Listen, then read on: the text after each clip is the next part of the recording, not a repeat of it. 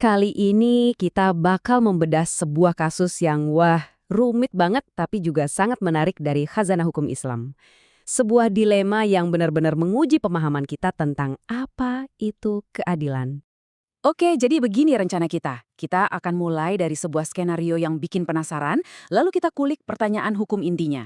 Setelah itu, kita akan jelajahi dua jawaban yang bertolak belakang, menimbang bukti-buktinya, dan di akhir kita tarik kesimpulan prinsip-prinsip utamanya. Yuk kita mulai? Oke, kita langsung masuk aja ya. Coba bayangkan sebuah skenario yang rasanya tuh kayak nonton film thriller hukum. Nah, disinilah masalahnya mulai muncul. Jadi, pada saat kejahatan itu terjadi, pelakunya adalah seorang non-muslim. Tapi, begitu proses hukum berjalan dan putusan mau dijatuhkan, statusnya sudah berubah. Dia sudah menjadi seorang muslim. Perubahan status inilah yang menciptakan dilema hukum yang luar biasa rumit. Ini dia pertanyaan besarnya. Apakah dengan dia masuk Islam, hukuman balasan atau yang kita kenal sebagai qisas otomatis jadi gugur? Nah, inilah yang menjadi perdebatan sengit para ahli hukum selama berabad-abad. Mari kita lanjutkan dan lihat bagaimana perdebatan ini dibangun, karena ternyata semuanya itu bergantung pada satu titik yang sangat krusial, waktu. Oke, sebelum kita melangkah lebih jauh, penting banget buat kita paham dulu hukuman spesifik yang lagi kita bicarakan ini, namanya qisas. Sederhananya, ini adalah prinsip pembalasan yang setimpal. Tujuannya jelas untuk menegakkan keadilan bagi korban dan keluarganya. Nah, gambar ini keren banget karena bisa merangkum inti perdebatannya. Pertanyaannya begini, apakah kesetaraan hukum itu dinilai pada saat kejahatan terjadi, saat darah tertumpah, atau pada saat hukuman akan dijatuhkan, saat pedang akan ditegakkan?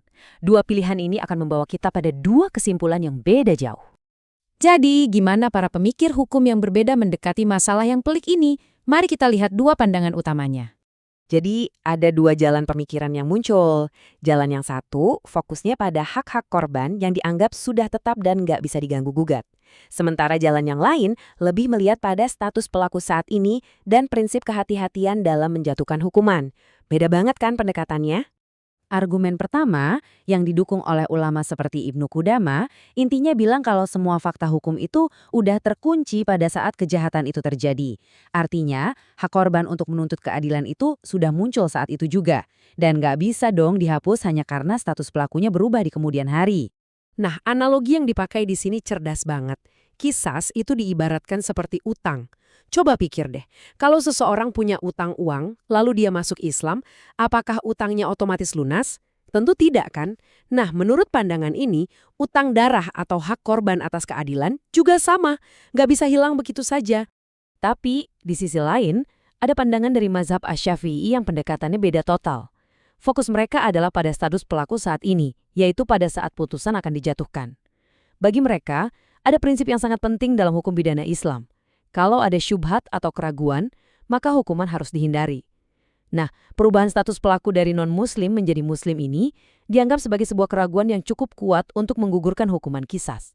Oke, supaya kita lebih paham bagaimana para ahli hukum ini membangun argumen mereka, mari kita bedah landasan bukti untuk pandangan pertama, yaitu yang mewajibkan qisas. Ini akan menunjukkan kepada kita bagaimana sebuah putusan dalam hukum Islam itu dirumuskan.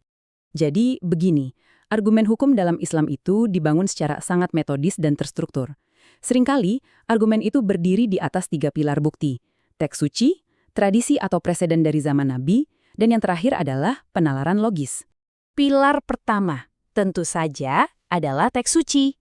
Contohnya ayat ini, yang menetapkan prinsip inti kesetaraan dalam keadilan. Ini jadi landasan utamanya. Pilar kedua adalah tradisi kenabian, yang mencakup preseden atau contoh kasus hukum seperti ini. Kasus ini menunjukkan bagaimana hukum qisas diterapkan, bahkan ketika ada perbedaan agama antara pelaku dan korban. Ini menjadi contoh nyata dalam praktek hukum. Dan pilar ketiga adalah penalaran logis, yang tadi sudah kita lihat lewat analogi utang yang kuat itu. Intinya sederhana, hak yang sudah ada dan melekat pada seseorang tidak bisa hilang begitu saja, hanya karena status pribadi orang lain berubah. Jadi, setelah kita menelaah perdebatan yang cukup kompleks ini, apa saja sih prinsip-prinsip hukum utama yang bisa kita ambil sebagai pelajaran? Nah, disinilah letak pembeda yang paling krusial. Jadi, dalam pemahaman Islam, pertobatan dan masuk Islam itu bisa menghapus pelanggaran atau dosa terhadap Tuhan. Tapi, urusan dengan sesama manusia itu beda cerita. hak korban untuk menuntut keadilan tidak otomatis terhapus. Jika kita mengikuti alur pemikiran yang pertama tadi, maka perdebatan ini akan menghasilkan beberapa kaidah hukum yang sangat jelas. Fokusnya adalah pada keadilan bagi korban, di mana status saat kejahatan terjadi menjadi penentu utama dan hak antar manusia tidak bisa gugur begitu saja. Semua ini pada akhirnya meninggalkan kita dengan satu pertanyaan besar yang sangat mendalam. Ketika keadilan untuk korban dan belas kasihan untuk pelaku seolah-olah saling bertentangan, bagaimana sebuah sistem hukum harus menemukan titik keseimbangannya? Ini adalah pertanyaan yang terus relevan, bahkan sampai hari ini.